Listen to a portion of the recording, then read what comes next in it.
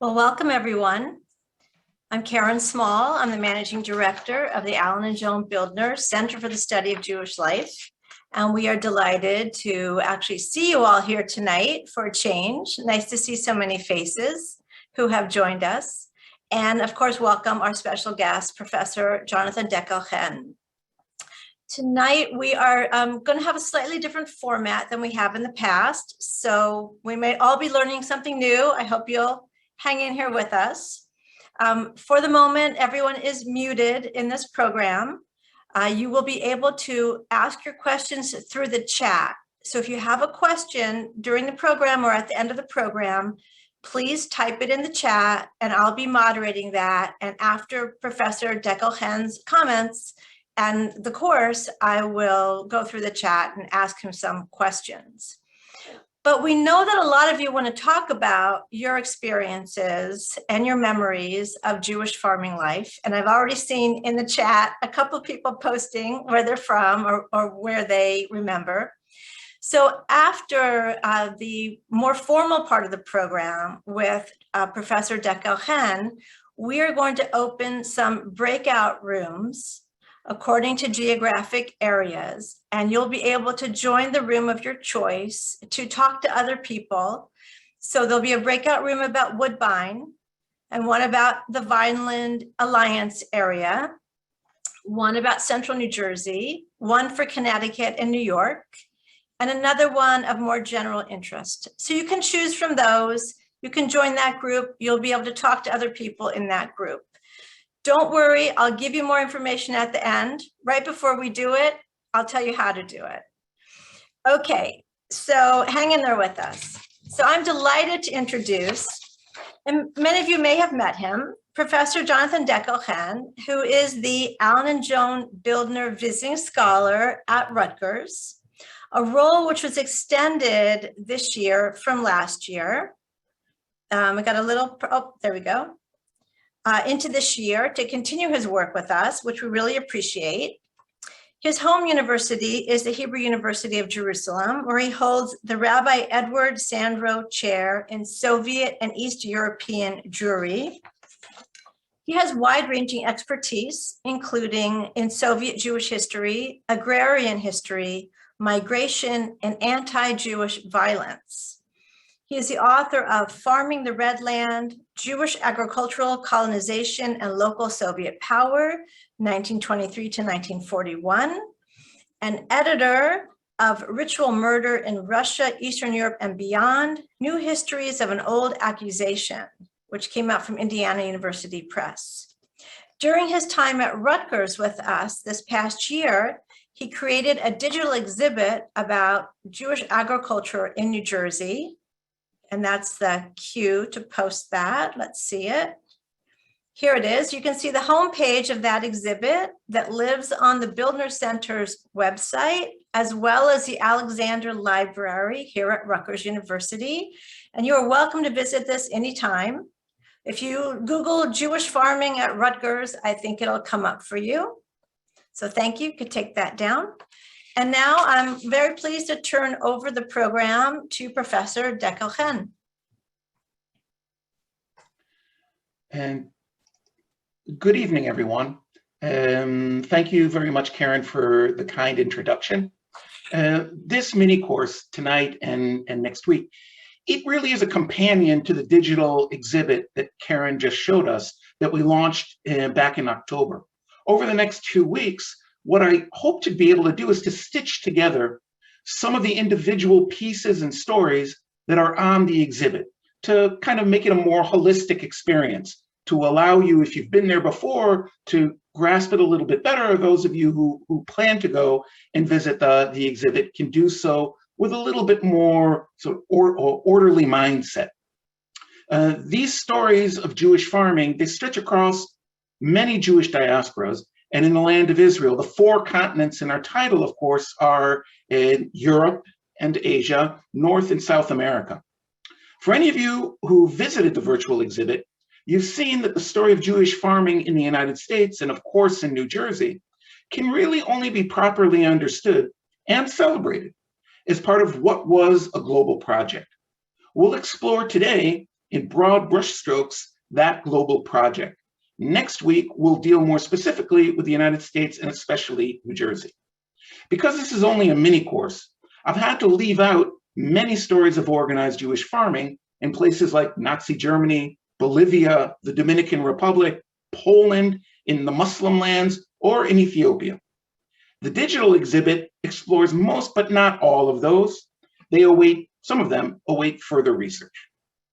Thanks to the Bildner Center's community, perhaps some of you participating in today's class, during the past 3 months since we launched, we've received a great deal of wonderful material through a crowdsourcing project. We'll share many of those stories and artifacts soon on the digital exhibit. Just a moment. Farming is a big part of the Jewish past, as some of you already know. We know this, or it's confirmed, by just looking at the Jewish calendar, the Hebrew calendar, that was formed during the time of the biblical Israelites and still is practiced until today, not just amongst Orthodox Jews, but also among farming Jews. As a lifelong member of a cooperative Jewish farm in Israel, a kibbutz, as some of you know, my community's yearly cycle of work and celebration is still greatly reflected in this calendar that we see before us. For example, the central celebration of our year is Shavuot, the holiday of the tabernacles, even though it's little known amongst most diaspora communities. Honestly, growing up in the diaspora, I barely knew it existed. For us, as it was in ancient Israel, Shavuot now, for me on the kibbutz, is a pivot of the farming year and, of course, the agricultural cycle. Before embarking today on what's a kind of whirlwind journey through the modern Jewish world, we need to be aware that these chapters in our collective past embody not just triumphs and some tragedies among the Jewish settlers themselves. These stories also will speak of colonialism, displacement, and disempowerment of indigenous communities in many places where Jewish farming colonists went to the land in search of freedom or maybe just a better future. In a forthcoming essay, I confront these troubling issues head on because they cast shadows over modern Jewish agricultural resettlement, but not just in Israel-Palestine. I offer this mini course to help inform us about our collective story and also to help us recognize that Jews today, whether or not we ever worked on a farm, are inheritors of a rich, proud agricultural legacy. However, we also need to keep in mind that legacy also has some warts that we have to account for. Now, a little more about me. My kibbutz farming home, as you can see here, it's called Kibbutz Nir Oz in the Western Negev. We're dedicated to peace despite our location on the Gaza border, but we do exist in a conflict zone. But beyond that, what we really are is a large-scale, technology-driven farm that really is at the cutting edge of international agriculture and international markets today. My kibbutz is part of a loosely affiliated movement, the kibbutz movement, that's evolved since the creation of the first kibbutz in Degania in 1912. Today, as you can see by the dots on this map, there are around 200 of them of various sizes and various beliefs, but again, all belonging to one central movement and set of cooperative principles. When most Jews or anyone else think of Jewish farmers, they immediately conjure the kibbutzim in their minds. For most people, those images are heroic and tell of brave pioneers in the land of Israel who succeeded against all odds. This photo of the beginnings of what was a religious kibbutz that still exists in the 1940s is a good embodiment of that collective memory. Closer to ground level, let's look at some photos which speak to some of those idyllic times. They highlight, as we go around sort of clockwise, they highlight important features of what most of us thought modern Jewish farming meant. First, the advancement of gender equality in the Jewish world. This was a revolution at the time. Secondly, would be becoming one with the land, leaving the cities, leaving the shtetl, and returning to the land.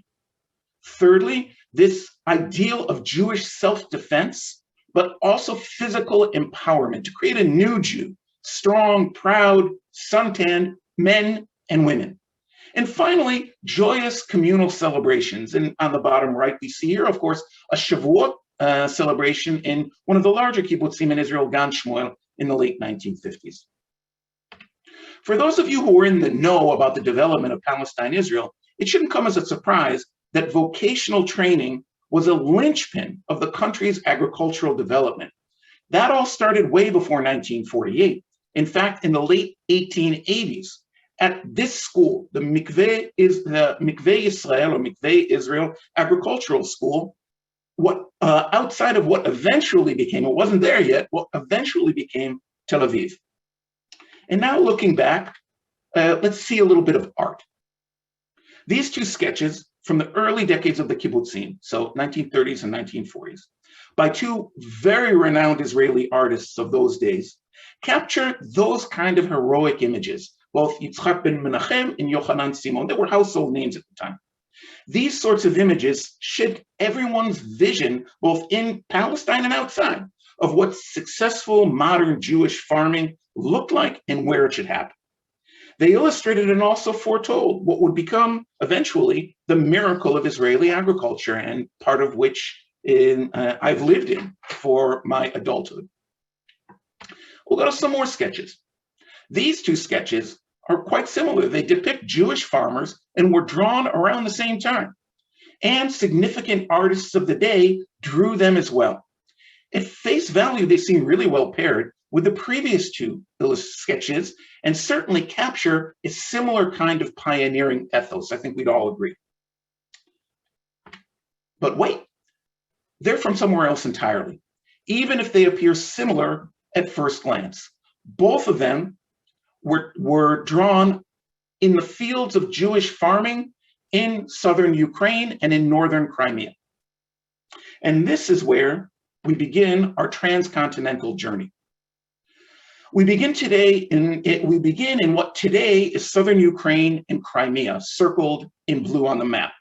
Very near, it's just total coincidence, of course, very near much of the news that we're hearing in recent days, weeks, and perhaps a battlefield in the coming days. The roots of this collective story go back to the year 1804, with the statute of Tsar Alexander I, the ruler of the Russian Empire of the time, the grandson of Catherine the Great. He called for mass Jewish agricultural colonization in that area that we saw just before, circled in blue. What he wanted to do, Alexander, is to resettle Russian Jews from the overcrowded, explosive Pale of Settlement, that area of Russia in which Jews were confined into the shtetls, and he wanted to resettle them to the open lands of the steppes of Ukraine.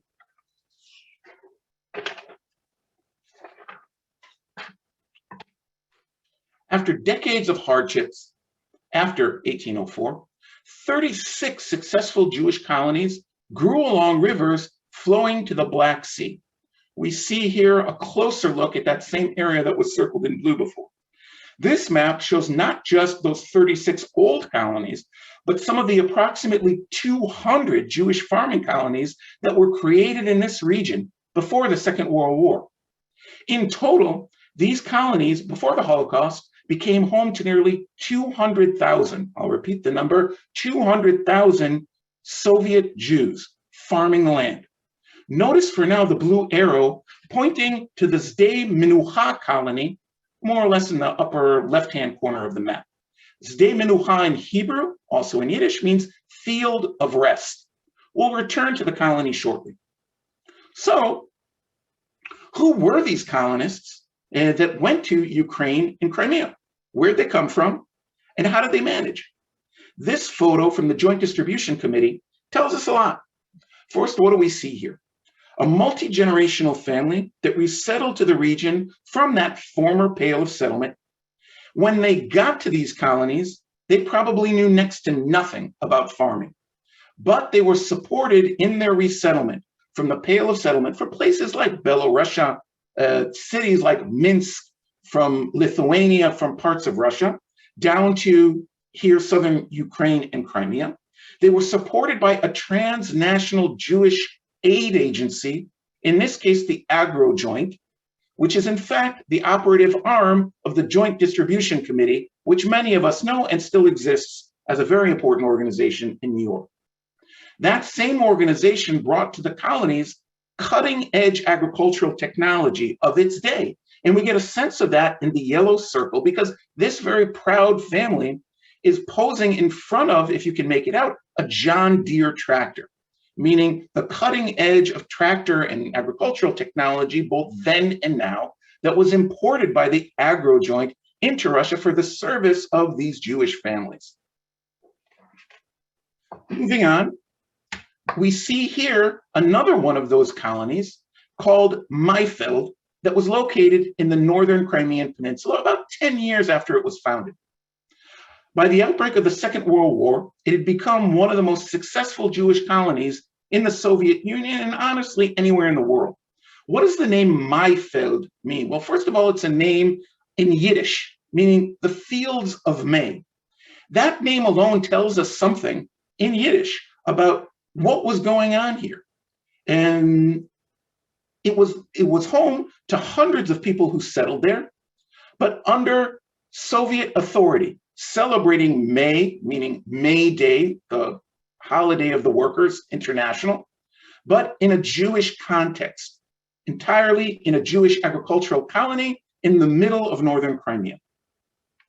Now back to Sde Menucha that we talked about a minute or two ago. We pointed it out on the map. And it was situated along a very pastoral river called the Ingulets in southern Ukraine. These are scenes from Sde Menucha around 100 years after it was founded. By the time these pictures were taken, Sde Menucha was home to hundreds of Jewish farming families producing a variety of high-yield crops. Some of these colonists that you see here are already fourth-generation Jewish farmers on this land. And Sde Menucha, like all of the other old colonies, continued into the Soviet period. These are some images from the interwar period between World War I and World War II that illustrate three really important factors in the success of Jewish agricultural life in this area of the Soviet Union.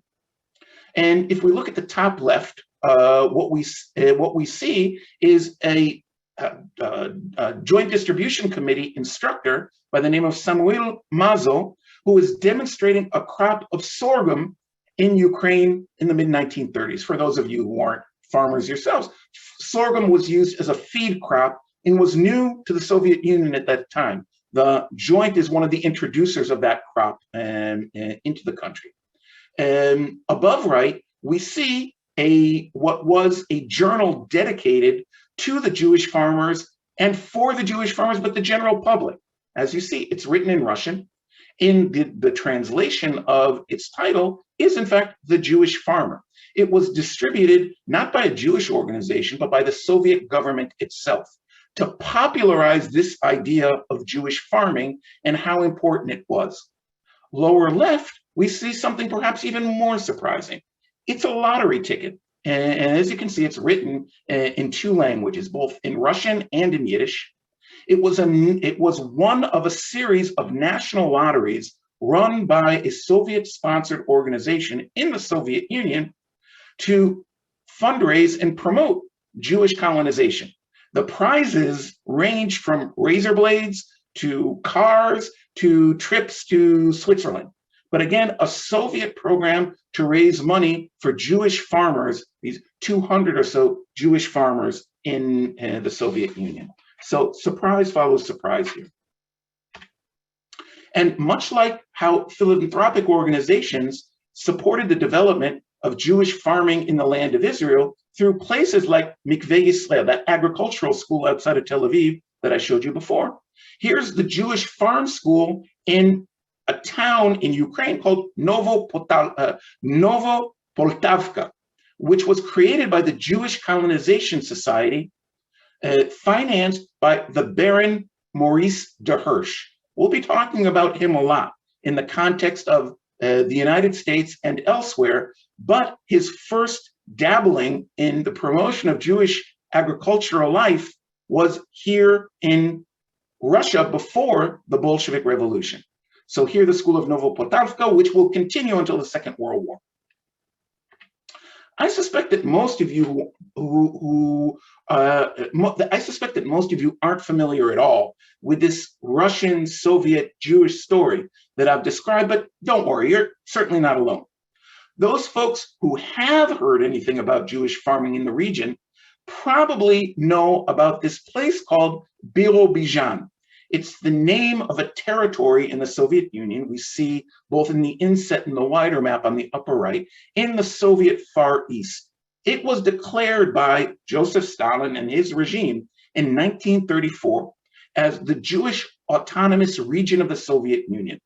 By the way, even in Vladimir Putin's Russia today, it's still formally known as the Jewish autonomous region in Birobidzhan. And many of the signs on the railroad station and the local theater are still in Yiddish. For the most part, this was never much more than political theater. A Soviet attempt to, in a way, sort of create a countermeasure to the growth of Zionism and the pull of Zionism for Jews to Palestine. But it lasted for a time, and it was a combination of both industrial and agricultural development. We see here on the left a promotional or a page from a promotional magazine distributed in the United States by a branch of the American Communist Party, sort of the Jews within the American the American Communist Party who were trying to support Birobidzhan as a true Soviet project. These are another couple of examples. On the right, it's the cover. It's the cover of another promotional pamphlet. And on the left, of all things, we see a stamp, a Soviet stamp. Those of you who can read a little Russian know that it is from the USSR, and it features Birobidzhan, showing the development of Birobidzhan both, well, mainly industrially, but also agriculturally. And came out in a series of Soviet stamps in the mid-1930s to celebrate the peoples of the Soviet Union. So in terms of the image that the Soviet Union was trying to promote of these new Soviet Jews, it was all about farming and industry. Another chapter in our story of Jewish farming worldwide played out in Bessarabia, Moldova, today. And it was endorsed by another Russian Tsar, this time Nicholas I in 1838. We see circled in red these dozen or so colonies that he allowed and even promoted their creation, settled all by local Bessarabian Romanian Jews. These Jewish colonies in this area survived under many national regimes. In the case of Bessarabia specifically, originally they were founded as part of the Russian Empire, but they were transferred to Romanian rule when Romania became a country in the late 1800s, then back to Soviet control in 1940 as a result of the Molotov-Ribbentrop Pact between Nazi Germany and Communist Russia. Then again, under Nazi control with its invasion in June of 1941. And eventually they go back to Soviet control, but by that time, these colonies were gone. I'll describe that in a moment. By the time they are conquered by Nazi armies, the Bessarabian colonies were home to approximately 20,000 Jewish farmers. And within the red circle, we see a smaller blue circle that is the Manzil colony. Let's see some images. And as you can see, these are approximately from the same time as most of our other photos, the 1920s and the 1930s. They feature some things that we should, by this time, not be surprised by. First of all, large-scale production of various agricultural products. Here it's a little bit deceptive because we see in both photos that they're sort of showing off their wheat. The Bessarabian colonies, however, were much better known for their grape and wine production. They were rather famous in the region. And also we see here in the bottom photo that they are being aided by an agronomist sent from Ort. That's exactly the same organization that some of you have heard of or perhaps members of that exists to this day. He was employed by Ort that at that time had its headquarters in Berlin. Later on, it would migrate, of course, to the United States. And so what became of all of these Jewish colonies in Eastern Europe? Tragically, their end resembled the fates of thousands of other Jewish communities conquered by Nazi armies throughout East, Central, and Eastern Europe. This photo that I took in 2019 is on the outskirts of Sde Menucha, that same colony that we just visited. And it attests to how these hundreds of colonies in Soviet Ukraine and Crimea ended, never to return. Small numbers of these Jews that were able to survive the Holocaust, but by the time the war was over, they were unable or perhaps didn't even want to return to what were in fact killing fields.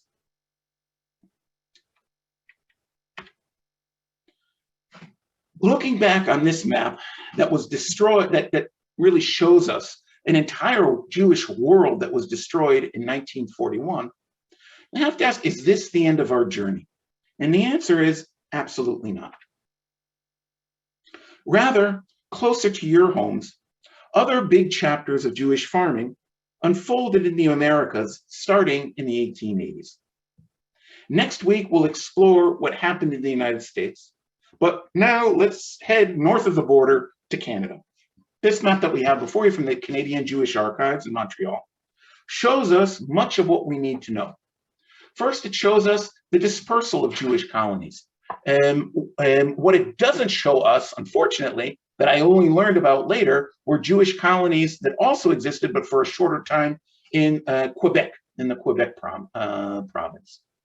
But we see here scattered through 4 different provinces of Canada and across a vast region, Jewish colonies that began their journey, most of them, in the 1880s and 1890s. Why did they come to the land? And they all were populated by East European Jewish immigrants that had recently arrived in Canada. Well, for one, they were part of a general Jewish ideology and movement of the time of going back to the land, seeing farming as a way to revitalize the Jewish spirit and the Jewish body. That was a product of a Jewish enlightenment that had taken hold in Europe from the mid to late 1800s. It caught hold first among Jewish elites, and then as time went on, it also became the talk of the day amongst non-elite Jews. So as hundreds of thousands of Jews, first tens of thousands and hundreds of thousands of Jews, Jewish immigrants fleeing mostly the Russian Empire, but also Poland and Romania, begin to arrive on the shores of North America, starting in the 1880s, the benefactors of these communities began to ask themselves, how is it that we're going to handle all of these Jews crowding into the major cities? In the case of Canada, mainly Toronto and Montreal. Their answer, at least in part, was to redistribute them and resettle them on the prairies of Canada, as the homesteading movement in Canada was really taking hold. The Canadian government was very supportive of this program, and it seemed to be an ideal way of getting these impoverished and rather desperate Jews out of these stifling cities and into a healthier life in order to rebuild those lives and to turn out stronger at the other end. This wasn't just a Jewish project, but rather the Canadian government was supporting this kind of homesteading for almost all of the immigrant communities that were coming into Canada at that time. The major difference here would be that the Jewish resettlement was also supported by Jewish aid organizations because they had an interest. They had already started experimenting, as we saw in the previous photos in our section on Eastern Europe. They had already been experimenting with this in Russia and in Bessarabia. Now is the time to try and start applying it in Canada.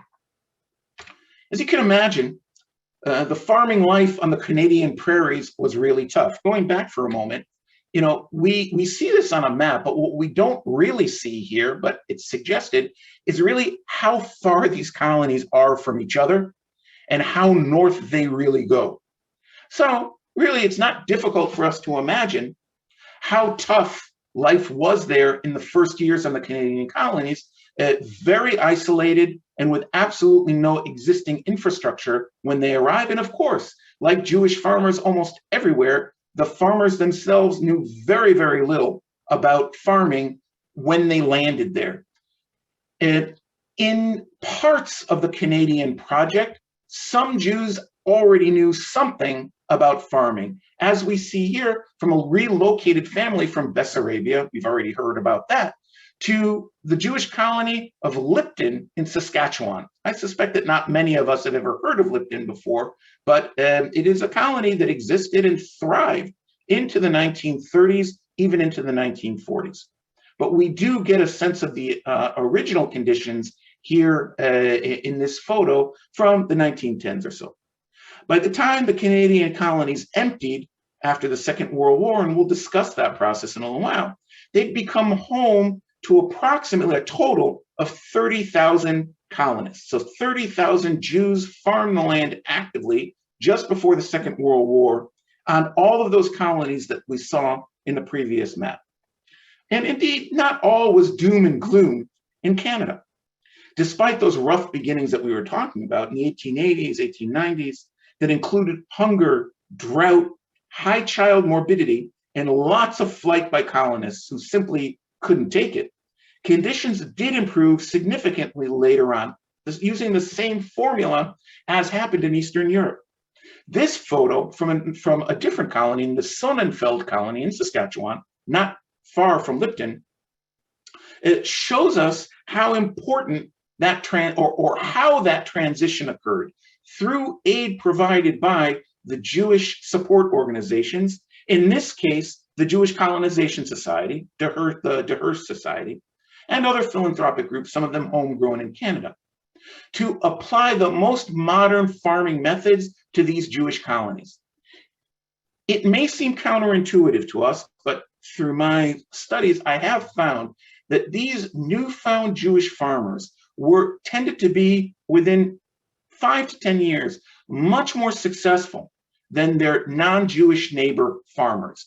Not just because of the aid provided to them by the Jewish philanthropic organizations, but precisely because Jews knew nothing about farming before they got there. They were totally open to agricultural training and the use of modern technology.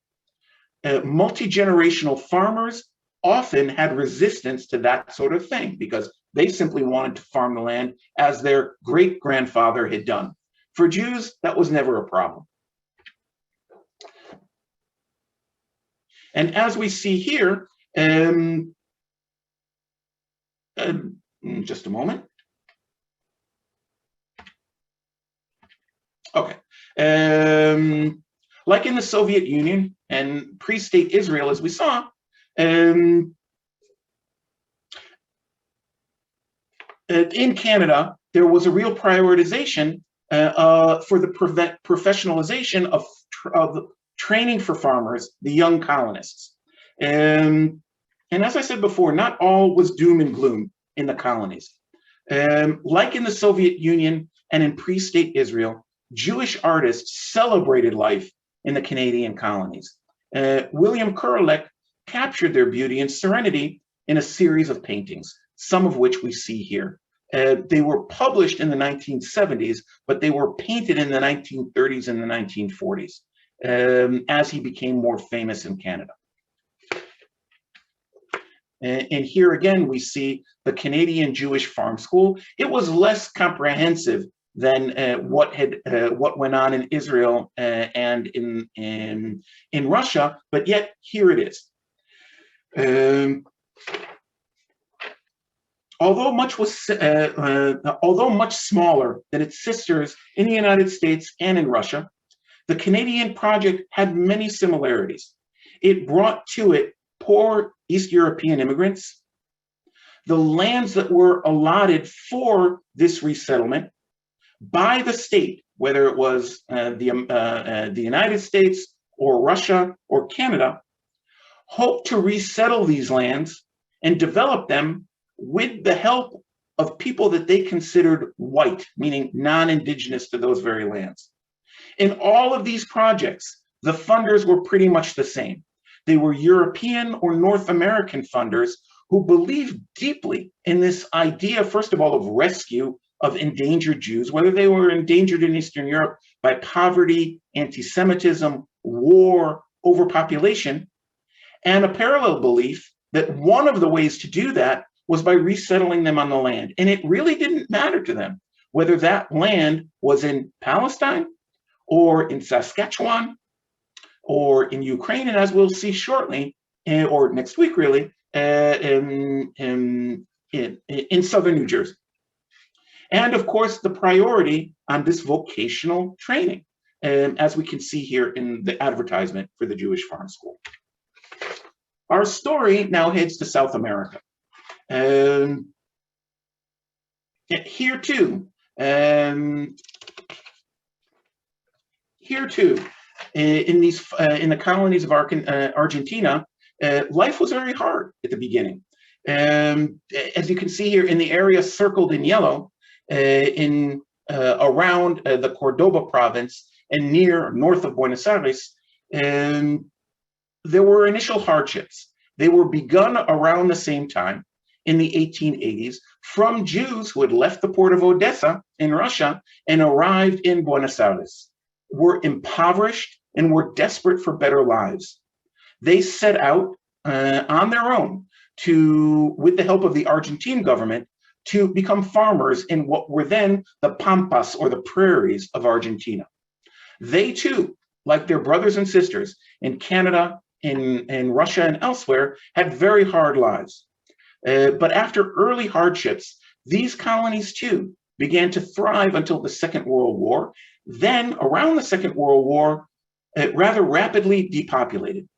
The colonies in Argentina were home to approximately 50,000 Jews, almost all of their founders coming from as immigrants from Eastern Europe, from the 1880s until the 1960s. So these colonies were active for around 80 years.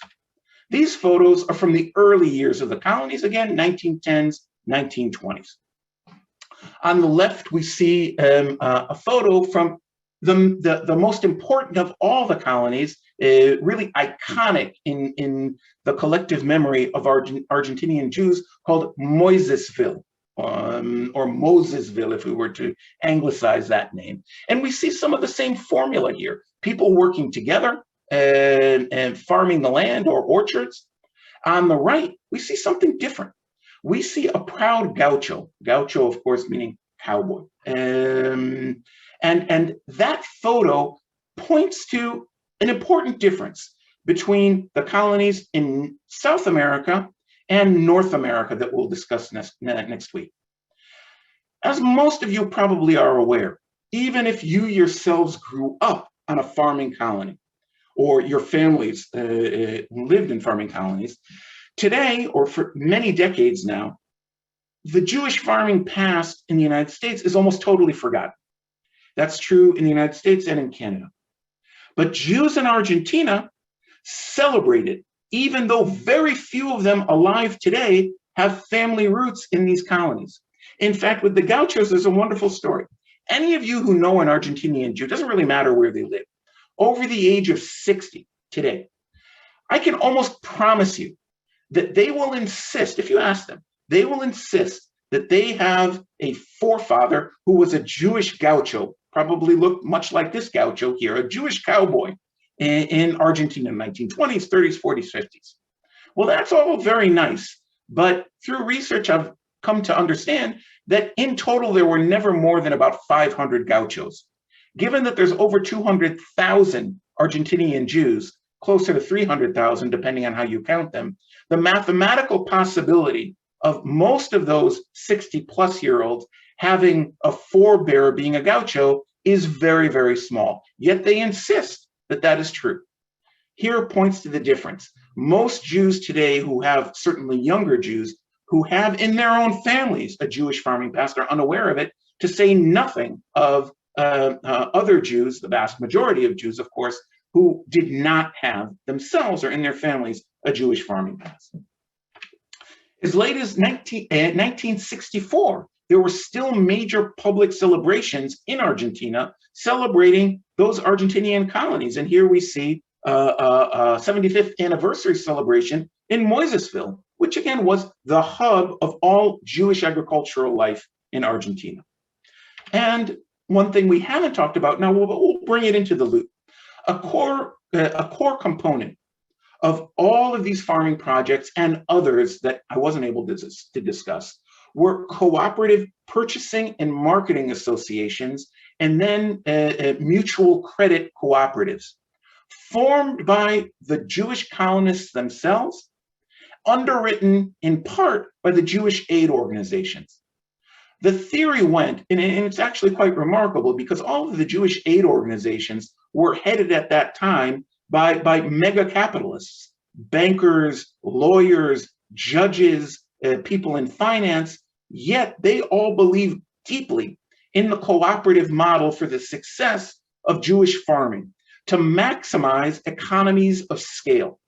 That was true no matter where you looked. So for those of you who are descendants of New Jersey colonies, for example, or Connecticut colonies or New York colonies, this won't come as news to you. Your parents, grandparents, whatever, were also part, most likely, in Jewish marketing and purchasing cooperatives that really helped them survive and then thrive later on as these cooperatives became more sophisticated.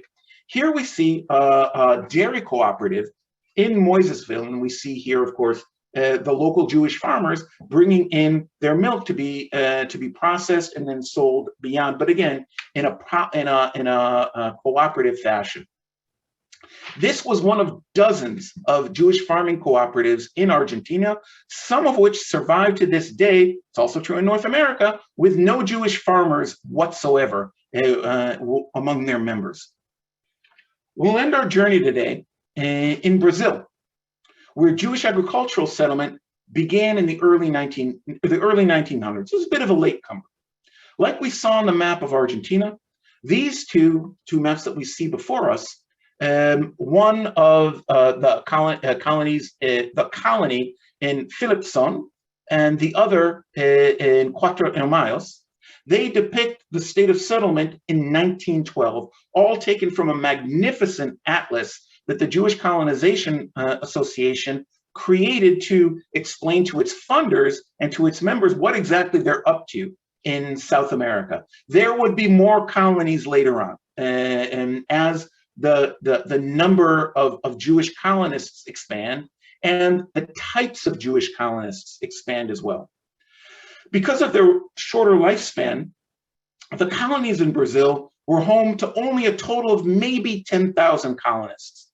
But unlike, or perhaps no, actually quite typically of colonies both in the United States and Canada and Argentina, they became home to refugees from Nazi Germany before the war, hyper-nationalist and fascist Poland and Romania. They also were home to Holocaust survivors, as some of you, and we're getting more towards the modern history of all of this. As some of you probably know, I would imagine most of you know, both before and even after the Second World War, it was not easy for Jews to immigrate to the United States or to Canada. There were all sorts of immigration obstacles put up by the home governments. Therefore, states in Latin America, South America especially, became alternatives for immigration. And as they arrived there, the Jewish colonies became a welcoming home for them. And we see here some examples of what Jewish farming life in Brazil looked like. But like Jewish colonies everywhere in the West, the Brazilian colonies declined very quickly after 1945. Why? They weren't chased away, and there was no oppression. There was also no major change in government, rural or agricultural policy. Rather, some other factors, some kind of objective factors came into play. The first is what I generally call, in looking at Jewish agricultural settlement in general, the kind of dilemma of the third generation. Sometimes it's second, sometimes it's third generation. What does that mean? It means that the younger generations, the children or perhaps the grandchildren of the founders of Jewish agricultural settlements don't want to stay. They have or haven't acquired education, but they don't want to continue being farmers. It's a hard life. It was then and it still is. They want to pursue other trajectories, whether or not they still live on the colonies, but for the most part, they are going to exit. So that creates a kind of labor shortage because your sons and your daughters, instead of staying on the farm, have gone off, in the case of Brazil, or in the case of Argentina, to Buenos Aires or to Rosario, which is closer to the colonies. In the case of Brazil, of course, to Rio or other places. And the same will be true everywhere. The second reason is one of timing. Why after the Second World War? Well, because around the same time, late 1940s, early 1950s, the shape of farming in the Western world changed radically, and we're still kind of recovering from it. It went from family farms, sometimes organized as cooperatives, sometimes not, but based on family farms, it went to a corporate model where enormous corporations, agribusinesses, began gobbling up these family farms, making it extremely difficult to impossible to stay in business as a family farm. And it made it very attractive to then sell off your land to this agribusiness. So these kind of two phenomena together brought about a very quick dismemberment of most of Jewish agricultural life in the West, somewhat after the Second World War. I'll conclude today's sort of bird's eye view of the global Jewish farming past with this photo taken from a colony in southern Ukraine in the 1920s. For me, it reflects a lot of this aggregated past. All of these colonists that we see here, they came from other places. They weren't born there in southern Ukraine. In this case, they had all come from what was a war-devastated area of the early Soviet Union. The Soviet Union underwent a terrible civil war at its creation from 1918 until roughly 1921. The area where most Jews lived was a war zone for 7 years straight, World War I, and then this awful civil war. It was devastated. These Jews needed to go somewhere. They wound up, as I said, around 200,000 of them going to the land in southern Ukraine and in Crimea. So that's one commonality. The second is modernization. We see here tractors. They are primitive by today's standards, but the Jewish colonies had the first 90 tractors in the Soviet Union, period. Where did that all come from? From this Jewish philanthropic aid from abroad. These particular farmers were aided by the Joint Distribution Committee. And there's another little wonderful piece in here. This particular photo was featured on the cover of one of my books. And a few years back, a gentleman from Vermont contacted me and said he had something important to tell me. And it turned out that one of the people on the front tractor, I believe, if I'm recalling correctly, I think the second from the left, turns out that that person's name was Max Belenke, and the gentleman who had contacted me was a retired professor in the University of Vermont whose name was Bob Belenke. He was the son of the guy on the tractor. How did he know that? How did he recognize me? Who was Max Belenke? Max Belenke, if I recall the story correctly, was a son of the Jewish colonies in Ukraine. Max Belenke, like many of his counterparts in the latter part or in the 1910s, emigrated with his family to the United States. There, he continued in the United States to work on a farm. In the 1920s, as the Joint Distribution Committee was going into the Soviet Union to support all of these new farmers, they realized that they needed agricultural instructors who spoke Yiddish and Russian, but especially Yiddish. They went to seek out in the United States young Jewish farmers who were willing to go back to the Soviet Union, no longer Russia, but the Soviet Union, and to help them instruct these new 200,000 Jewish farmers. Max Bellingke signed a couple of contracts and wound up being in Russia for a number of years, helping out these newfound Jewish colonists in the fields of southern Ukraine and Crimea, then went back to his home. I don't believe he ever returned. But in that case, we see these sort of transcontinental connections, not just in ideology, not just in practice, but also the people themselves. And finally, what else does this photo capture? That lands, the lands that were granted or allotted to these new Jewish farmers by states, liberal states and illiberal states, that was often done for very questionable reasons, not necessarily because these regimes, whether it was in Moscow or in Ottawa or in Washington, necessarily loved Jews, but the Jews, these new Jewish farmers, served a purpose for those same governments, not always a pleasant one.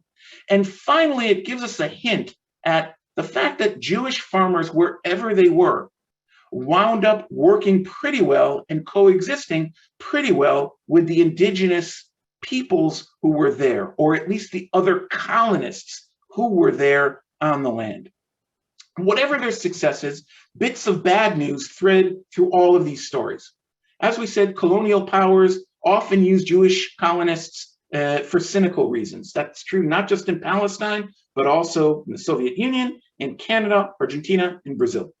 There was lots of suffering before there were successes. And at times, those transnational patrons that I talked about of the Jewish colonies, they were pretty paternalistic.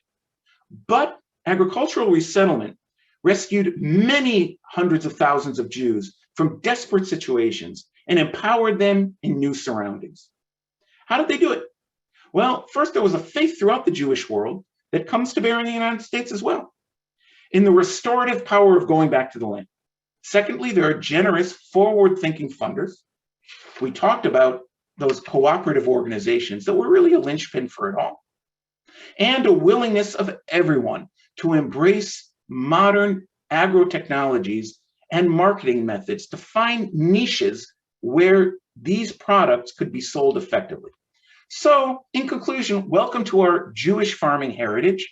Next week, we'll explore what transpired in the United States with special attention on New Jersey.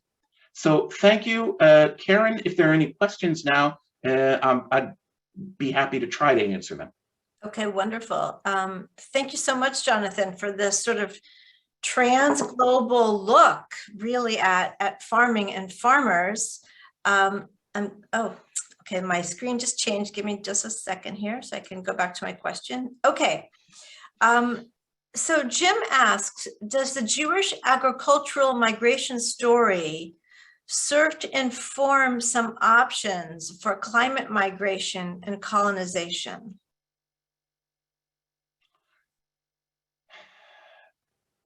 I've never thought of that before. Admittedly, I don't see it. Honestly, I don't see a connection. But I'll do some more thinking on that. I don't think it was a consideration at the time by anyone. There wasn't a lot of awareness, of course, of those things. And there wasn't, and none, to the best of my knowledge, as I think through it, none of these projects was sparked by really a climate or environmental crisis. They did encounter all sorts of environmental problems, whether it was drought or disease or whatever, once they got to the land, but not, they weren't thinking about those things and weren't driven by those things in terms of their departure from their homes to their new homes. Okay. So you had spoken about the cooperative nature of the dairies. We saw the dairy farmers. So there's a question here from Amanda of whether most of the agricultural colonies, were they collective, like the kibbutz model, with money and resources pooled? They only at the very, very first stages were they truly collectivist. I'll talk a little bit next week about sort of one of the first stages of, in the West, Jewish agricultural colonization, both in Palestine and in the United States and in Canada.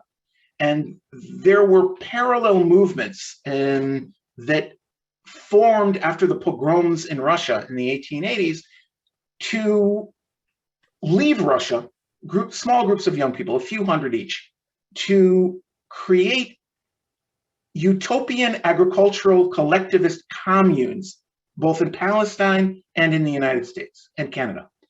And they embarked, they went, and I'll talk again more about that next week. The short story is that in the United States, they failed miserably as collectivists. They failed totally. In Palestine, it worked a little better, but there are reasons for that. Thereafter, the kibbutzim are kind of alone in that regard as being collectivist. All the others were cooperative, meaning that each individual colonist or family owned their own home, they owned their own plots of land, but in terms of their businesses, there were cooperative elements to those businesses, but they worked as a community and they celebrated as a community and they prayed as a community. That is certainly true. And for the most, well, depending on where you were, they could also be in places that were entirely Jewish. New colonies were formed, and hence almost everyone who lived there for decades were Jews. In other places, but fewer. There's a kind of Jewish colony formed near other communities, and so there is more sort of intermixing. Mm-hmm. I know we're not focusing so much on Israel, but you mentioned earlier the first kibbutz that was formed in Israel. What year was that, and how did that relate to the Moshav movement in terms of the timing? Yeah. And there's a bit of argument as to the exact year that the first kibbutz called Degania. It's in the Jordan Valley, just sort of at the southern tip of the Sea of Galilee. It would, depending on which historian you prefer, somewhere between 1912 and 1919. Mm-hmm. And from there, the kibbutz movement arose and spread very rapidly. The Moshav movement gets born a couple of decades later in the 1930s. And at its inception, it's actually quite similar to the kibbutz movement in terms of its cooperative collectivist business orientation. It will move away from that over time. But again, it's a later development, the Moshav movement, but with the same ideals by and large in terms of being a part of the development and the defense of this state in the making, and prioritizing agriculture as not just a means to make food, of course, but to also create a national independent economy, and to, of course, stake a claim in this land that at the time in Palestine, it was still unclear who was going to be sort of who was going to be the eventual sovereign power here. Great, thank you. One last question has to do with Baron de Hirsch, who I know you're going to speak much more about next week. The question is that Louise says that he played a large role of settling Jews in New Jersey farms, which we heard about a bit, but did he have a role like that in South America in particular, she's asking, or was there another philanthropist who was involved in South America? Well, first of all, we have to be clear about one thing. Just, I am a historian, so it's a good thing to try and be exact. The Baron de Hirsch dies in 1896. So much of what transpires both in South and North America, it happens after his death. He bequeaths, if I recall, something like 50 or 60 million francs to create the Jewish Colonization Association, which was the biggest single donation of the time to any kind of philanthropic, anywhere in the world, any philanthropic organization. And the JCA still exists in Israel. It still exists and still deals with rural development. Farming, not so much, but rural development. In South America, the De Hirsch Fund, we'll call it, is really the key. He's kind of it's a one organization show for the most part. In North America, there are many, many investors and philanthropic investors in this, and we'll talk about it more next week. Names like Jacob Schiff, Julius Rosenwald, who was the founder of Sears Roebuck, and many, many others. There was even money coming in from the Rockefellers, who were not Jewish, but they supported this project as well. So there were many, many organizations and individuals in Russia, Eastern Europe, as we've already seen.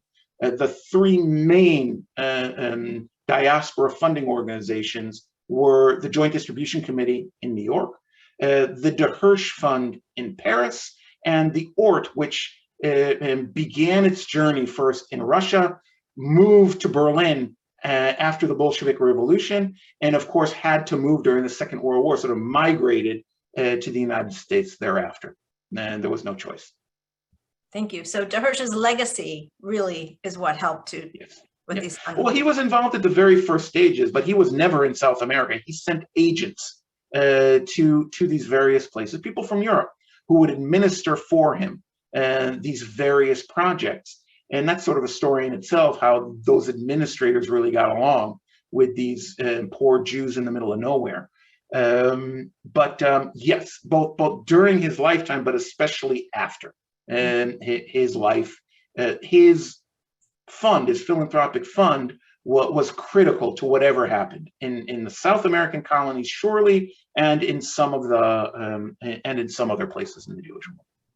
I think we see his name in New Jersey in various places, and I know in the digital exhibit you have a photo of a street sign with his name. So right.